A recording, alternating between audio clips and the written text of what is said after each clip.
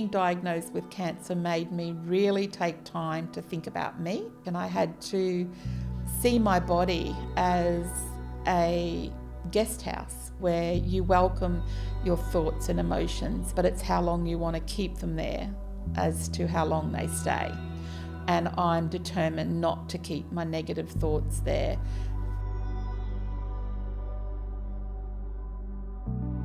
It got easier in some aspects of when you're in there, you know the rules, you know what to abide by, but then it was hard because you're fighting your addiction as well as trying to fight, your relationship battles, whether it be with your mum or your dad or your son, you think the whole world's against you. And I was really lucky the last time. I guess it changed as well because my headspace was changed.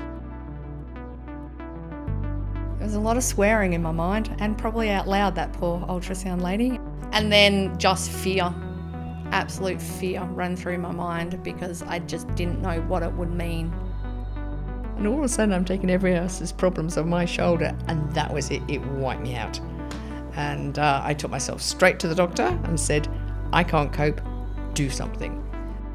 I literally spent 20 years just pushing the limits of me physically, mentally, raising a daughter while I was also a sole parent sometimes, 2 diplomas at that stage. It was time, I think everyone has that transition time where they go, time to come up for air and start looking after yourself. But it's all about finding those hope stories. And I can't tell you one person that doesn't think that hope's okay. You move around things and sometimes you're absent for a little while because you don't quite understand why and where and how things are happening in that, that religious space. But it's you always find your way back. Every doctor, nurse, neurosurgeon would say to me, "Oh, you're so lucky." And I don't believe in luck.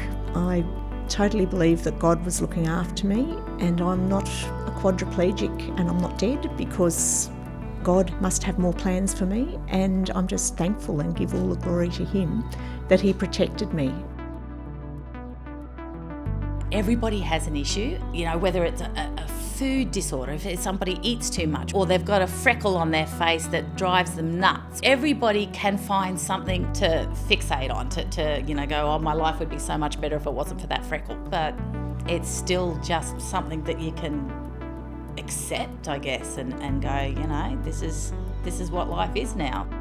That was one of my 5 things, was that I just want to sit down and have a cup of tea. And I say this to my clients all the time, is making it a priority is to do your enjoyment things. Even if you do have a baby, bring the baby with you. Do your thing first. If you go and have your cup of tea, you're guaranteed to have done your job for the day. If you do everything else, that's a bonus. I actually had a phone call from someone. She said, well, I just want to let you know that other women need to hear your story because they don't know that you can be successful. It's that fear of I can't create some awesome future for myself that keeps women in these relationships. But I'm just very passionate about prevention work, and it's just the type of things that I wish that I got growing up, because I really fumbled in a dark room with my peers trying to figure out what relationships are and the things that I value. Like, I never had that conversation. What I took out of it was I had empathy for those with a special need, and you just want to be treated like everyone else, and you want acceptance and inclusion. We all lived Lockheed and we all leaned on each other. We all needed each other. Everyone played their own role with Lockheed and loved playing that role. I think we all learnt so much about love and family, and we're blessed. It was now or never. It's not just us two anymore. How can we make it work where we're present, but at the same time not stunting our growth? My role in Afghanistan was to meet and greet every Australian and Kiwi that entered into Kabul. There was this one young girl that looked absolutely terrible. And we're in a war zone.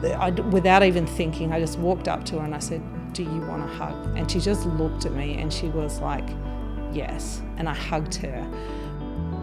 You would ask anyone what coffee they wanted, but I didn't. And I was like, what is wrong with me? Why wouldn't I ask him? And I was like, well, this is a whole problem. And that coupled with my sister calling me one day and saying, hey, I'm in Melbourne, I saw this person sleeping rough and I don't want to give him money. And again, I had this in my back of my mind of, I want to do something,